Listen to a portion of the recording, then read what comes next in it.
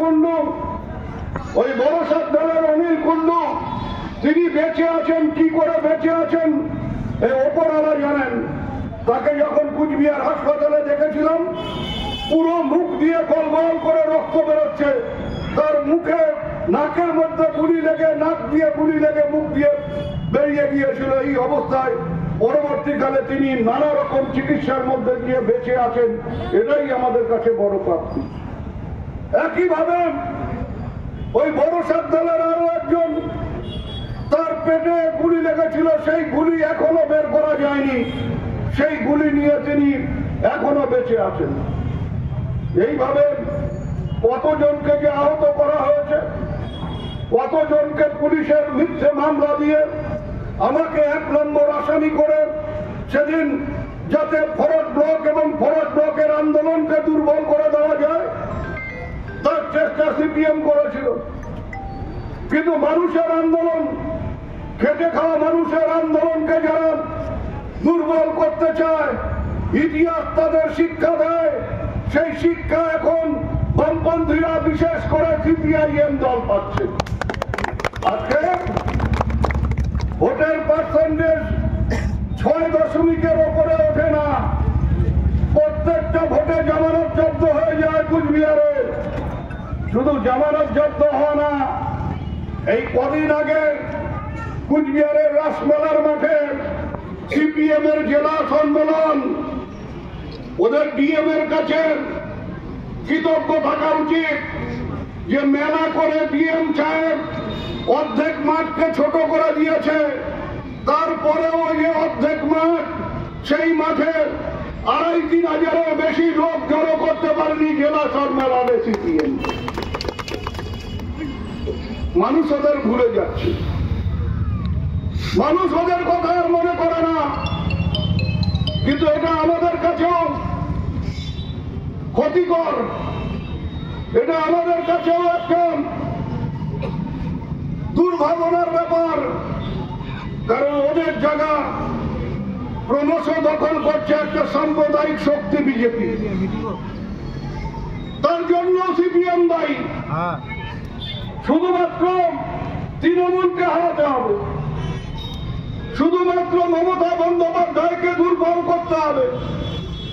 একটার পর একটা ভোট, সেই ভোটে স্লোগান তুলেছিলেন আগে রাম পরে বাম। রাম কতটা এসছে জানি না, রাম কখনো তৈলাক্ত বাসে, ওই বানরের তৈলাক্ত বাসে ওঠার মতন হয়তো 5 ফিট উঠছে, 3 ফিট নেমে যাচ্ছে। কোন ভোটে 18টা আসন পাচ্ছে, কোন ভোটে সেটা কমে গিয়ে 12টায় দাঁড়াচ্ছে। রামের এই ওঠানামার মধ্যেও বামেরা কিন্তু যেখানে ছিলেন সেখানেই আছে, ভোট কিন্তু 6%-এর বেশি বাড়ছে না। ওই বিধানসভাতেও দিনাটায় ফরওয়ার্ড ব্লক প্রার্থী যে ভোট পাচ্ছে, ওই লোকসভা নির্বাচনেও প্রত্যেকটা বিধানসভা কেন্দ্র ধরে ধরে ফরওয়ার্ড ব্লকের প্রার্থী তথা বামফ্রন্টের প্রার্থী ওই একই ভোট পাচ্ছে। কিন্তু আমরা যেমন বামপন্থীদের বিরুদ্ধে লড়াই করব, ওদের যে অপশাসন সে কথা মানুষের কাছে তুলে ধরব। পাশাপাশি আমাদের মাথায় রাখতে হবে যে হ্যাঁ, বামেদের স্বৈরাচারীর বিরুদ্ধে, বামেদের অপশাসনের বিরুদ্ধে আমাদের লড়াই হবে। কিন্তু বামেদের চাইতেও বড় শত্রু হচ্ছে বিজেপি।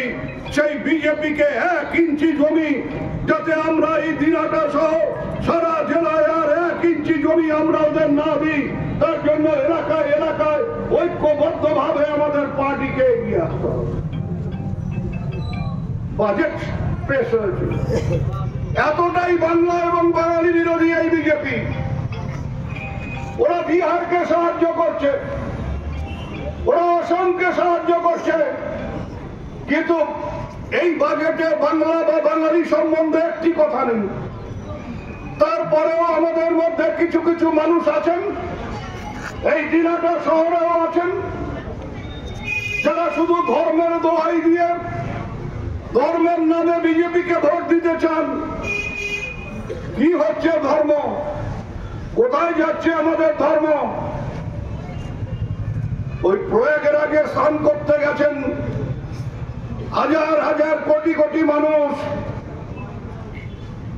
যারা স্নান করতে গেছেন তারা কেউ মুসলমান নয়।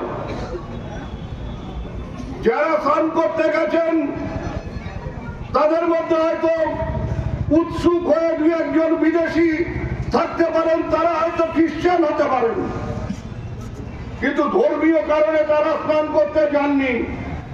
ধর্মীয় কারণে পুণ্য করবার জন্য যারা স্নান করতে গেছেন তারা সবাই হচ্ছে হিন্দু ধর্মাবলম্বী মানুষ।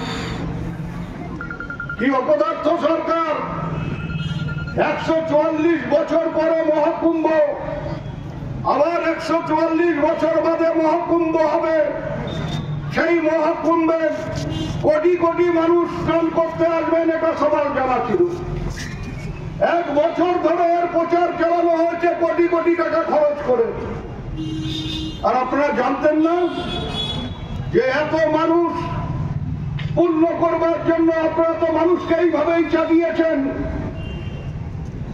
যে ওই সঙ্গমে স্নান করলে পরে পুণ্য হবে।